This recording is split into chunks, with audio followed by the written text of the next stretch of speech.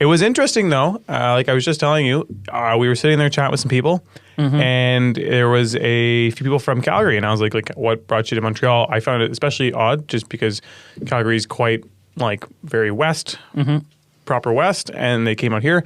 Anyways, she was like, "Well, I came and the rents were cheap," and I was like, "So interesting." You said, "Do you want to be on a podcast?" Yeah, I was like, "Really?" But worst pickup line ever. Yeah, girl, want to be on a podcast? She never spoke to me again.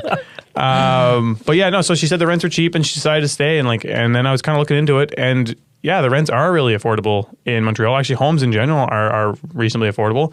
And my thing when I drove around is there are buildings everywhere, and there's new buildings going up constantly.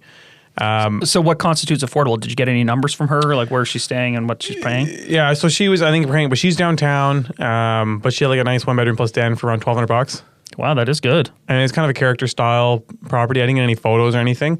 But yeah, it's like really reasonable. It's kind of almost where Halifax was about 3 years ago. It's hard to ask a girl that you just met at a bar, can I have pictures of your apartment? Yeah, can I have pictures of your apartment? Maybe we can go there right now and just take a look. Yeah, okay. Oh, jeepers.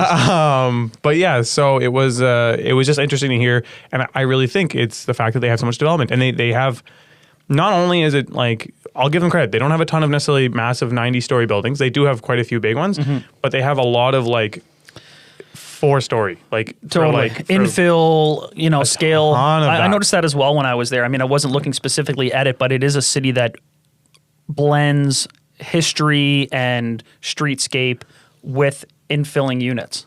Yeah, and I actually dug into it just a little bit, kind of like thinking about it, and I came across some stuff. I should have brought it with me, but there was some guys saying like the single-family home lifestyle is actually the reason that this is why things have gotten to be like this, because you take 100,000 acres and now you're only going to get 800 houses on it, right? And they won't let you build apartment buildings here.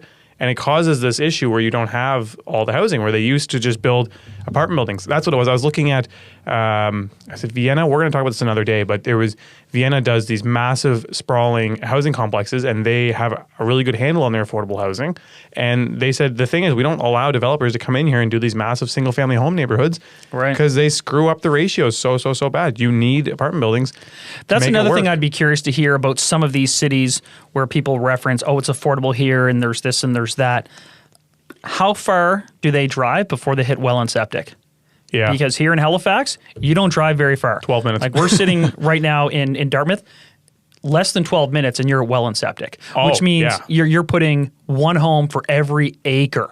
Yeah. For every acre. Yeah. You could put 4 homes there, conservatively, 4 homes. Or like 50 units.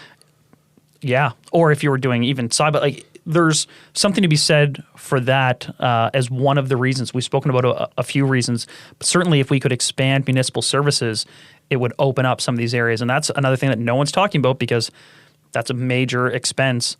And heaven knows our water fees are very, very high here. We got trolled by some people online saying that's ridiculous. There's no way a water permit costs $3,000 for a new unit. That's absurd. Good news, we got receipts. Yeah, we're super petty, so we definitely screenshotted it and sent it to them. Yeah. But that just speaks to that point. I guarantee you in Montreal, if you drive 12 minutes, you're not hitting well and septic 44,000 square foot lots. No. And they built the city out like that. Like they allowed for the density. And again, I agree, like they didn't necessarily do 80-story buildings because that's not necessarily going to help. But they allowed for that density of like 3-4 stories consistently going all the way out, and they built it along, and it allows for that. And then they built a train system to fit it.